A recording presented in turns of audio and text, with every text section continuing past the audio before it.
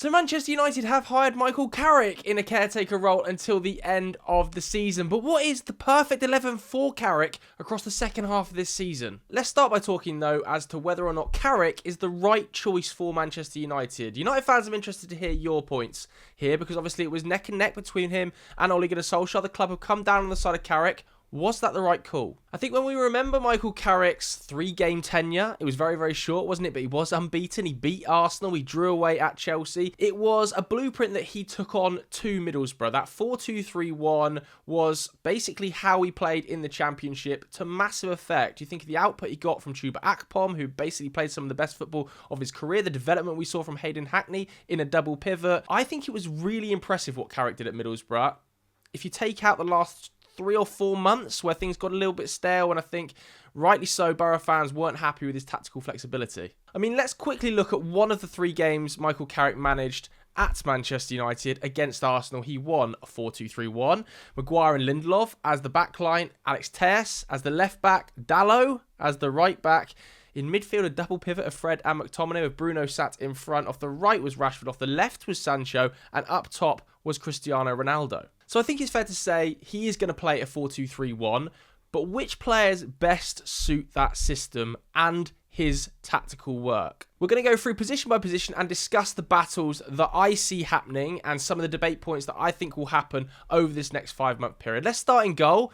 Biyande versus Lomans. I think this is a simple answer. It is Senna Lomans. I think he's been impressive in his initial start to life at Manchester United. He's conceding a few too many goals, but I think very few of them have been down to individual mistakes from Lomans. Personally, I feel the back 3 that Ruben Amorim was operating with was constantly drowning under the weight of pressure from any sort of attack this season. The volume of goals United have conceded so far this campaign, the volume of XG, chances created, simply cannot continue. I don't put any of that at Senna Lomans' door. I think his adaptation from the Belgian Pro League to the Premier League to the pressure of Manchester United has been pretty much faultless at this stage. So for me, under the new coach, 100% retains his place. Let's start at right back because this is where it starts to get interesting. Personally, I think I would look at Nus Mazraoui. I think his experience will come in handy for the coach, and also the fact he can shuttle into this back line, get a little bit more narrow. The same can be said of Luke Shaw. Both of these players have operated at centre-back at times under Ruben Amorim. Will make Manchester United far more compact, far harder to deal with. If United are playing smaller sides, that's potentially where Diogo Dalot will come into the game, because I think his width overlapping the likes of Mbeumo, Ahmad, and maybe even Shea Lacey, who are all left-footed, all want to invert, is going to be crucial. I think there are question marks about Mazraoui's final third production. In terms of discipline defensively, I would stick with Mazraoui. I think United have given up too many goals. That's what I said I was talking about earlier. Far too many chances, and at times Diogo Dalot's defensive nous at the back post can let the side down. So I would be focusing first and foremost on how United stop conceding those goals. The centre-backs are really difficult to call right now. We saw Aiden Heaven start against Burnley in the last Premier League game, and I thought he was pretty much excellent, other than the own goal, which was not really his fault. Casemiro didn't track his man. Other than that, across the last month or so, he has been absolutely superb. Manchester United's Player of the Year for December. He moves the ball really, really nicely between the lines. He started to step out into these sort of areas. He's confident enough to hit huge sort of 60-yard raking balls out to this flank, as well as little balls through the lines into midfielders, punching it out to wingers. I've been incredibly impressed by Aiden Heaven.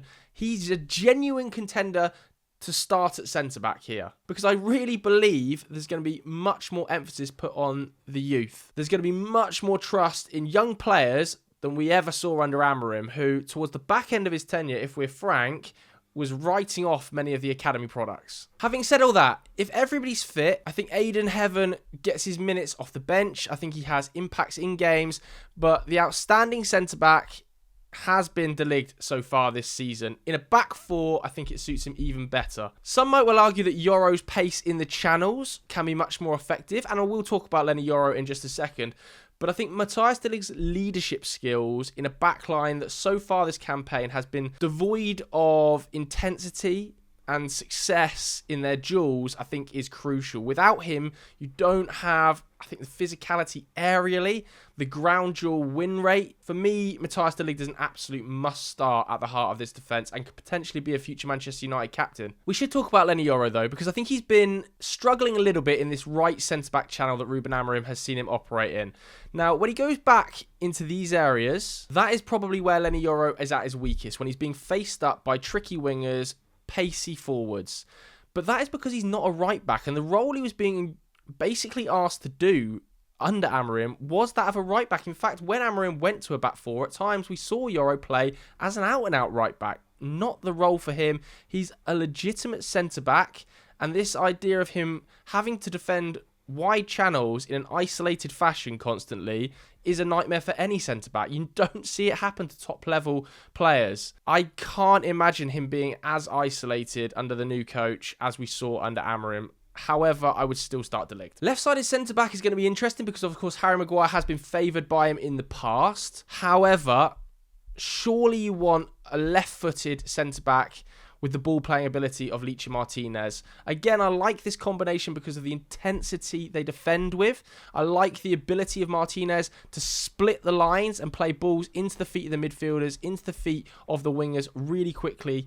He can also kind of operate at times in the attacking sense in here, which is perfect, being able to put whipped balls into the box in there to Benjamin Sesko.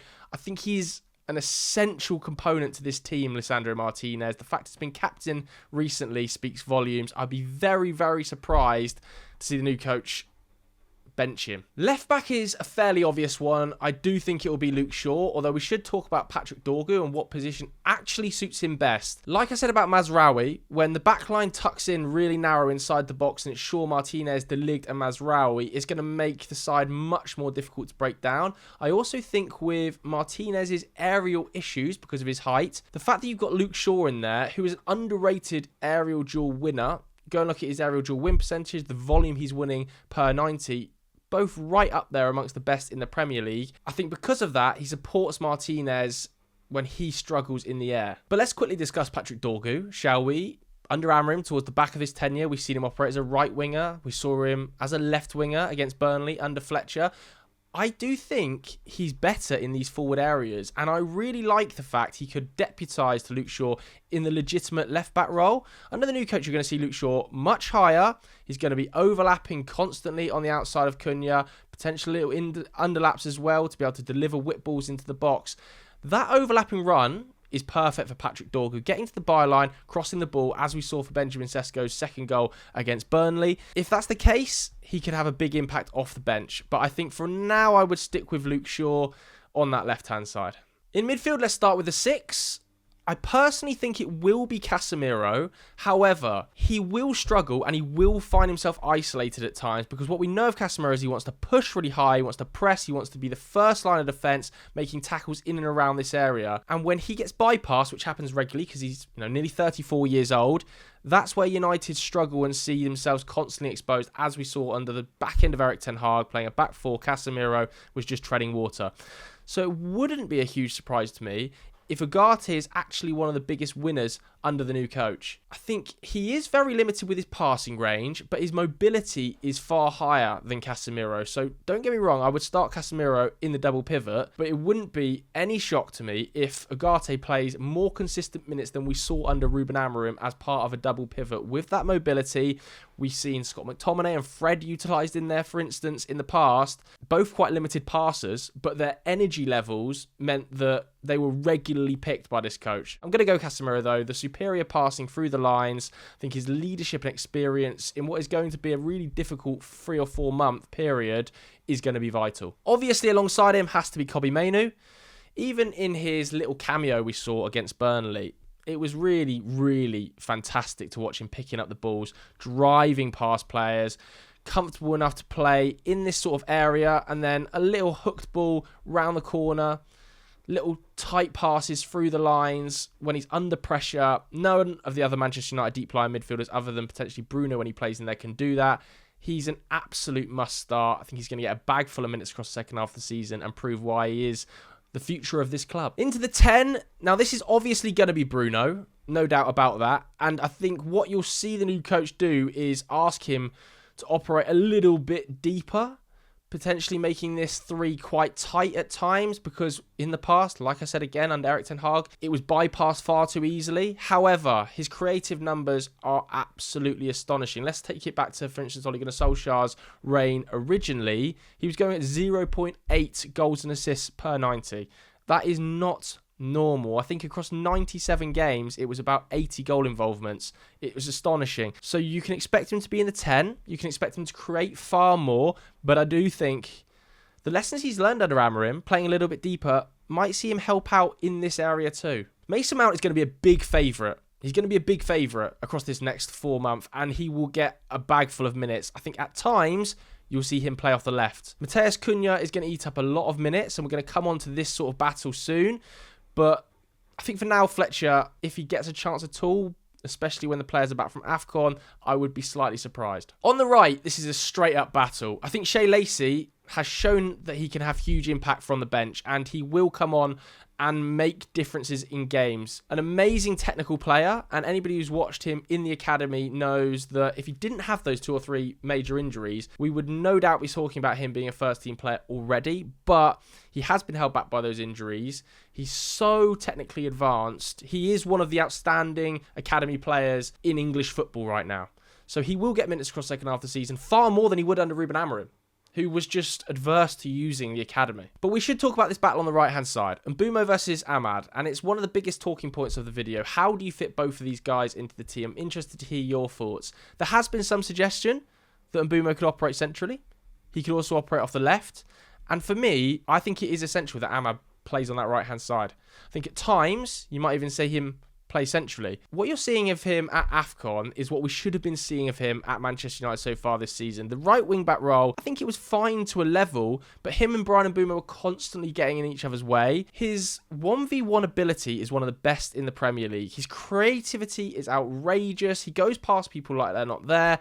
And for me, he should start on the right wing. He is a player United cannot afford to bench. They cannot stunt this guy's development. He is a future superstar. Bryan Mbeumo potentially already is one of the best forwards in the Premier League, but he is more versatile than Amad. Could offer an option through the middle, as we saw him do at Brentford when he was playing up there with Johan Vista in a front two. On the left-hand side, I do think they'll go for Matheus Cunha, and I do think he'll be really successful because players that want to run at players and get on the ball consistently will be important. He'll also have to tuck in here alongside Bruno, and at times this looks really dangerous. I think there was limited moments of it against Burnley under Darren Fletcher, but when those two started combining in between the lines and it created this sort of box midfield four, that is a scary prospect. So that leaves one space up top, and I don't think it will be Joshua Zirkzee. As long as he is there, he will get minutes under the new coach. We saw Anthony Martial utilised in between the lines, dropping a little bit deeper to link up play really effectively. And I do think Zirkzee will be better utilised than he was under Ruben Amorim, who didn't really know where to play him as a 9, as a 10. I think that will change now, but he wouldn't be a starter. So it might well come down to a straight shootout between Big Ben Šeško and Bryan Mbeumo. And I think Bryan Mbeumo can operate in both these roles, right? Nobody's ever going to be fit all the time, and you have to have a certain amount of rotation in the team. For me, Benjamin Sesko's ability to stretch the teams in behind is vital. When United are a little bit deeper and Benjamin Šeško is picking up the ball here, I don't think you see the best of Šeško. Where I think you see the best of Šeško is transitional, really quickly at pace into these areas. He is so fast, he is so athletic that in a transition-based side, which you are going to see now, let's not forget his original tenure at the club, how Manchester United were counter-attacking, that is going to suit Šeško down to the ground. The wingers have got to get the ball in the box more, and that's probably the reason you might see a player like Diogo Dalot play, because he can overlap an Mbeumo and Amad and get the ball in to Benjamin Šeško. The same can be said of Shaw and Dorgu. He is going to score more goals across the second half of the season because of his aerial presence, because of his box presence, and because of his transitional threat. The other beauty of having Fernandes in the 10 is, as you saw against Burnley, these little slicked balls round the corner to Šeško are just going to be absolute magic. You're finally going to see Šeško get on the end of some chances. I think he had 7 or 8 shots on target, the most in a Premier League game so far this season. He also won 7 aerial duels. If you combine those two statistics, 7 shots on target with 7 duels won, only one other player in the Premier League across the last decade has done that in a single game, and it was Harry Kane. So he is showing promise, and the goals haven't been there, but there's no doubt that under a new coach playing a different system where Bruno can get tighter, the wingers can get inverted, and the fullbacks can actually cross the ball, you are going to see better production from Šeško. So this is how I think Michael Carrick is going to line up his side. And Boomer obviously floating across this front line, potentially playing as a number 9, Chuba Akpom style quite regularly. But what do you guys at home think? Let me know in the comments below. Let me know what you think of this managerial appointment. If you enjoyed this video, hit the like button, hit subscribe. I'll see you later. Bye-bye.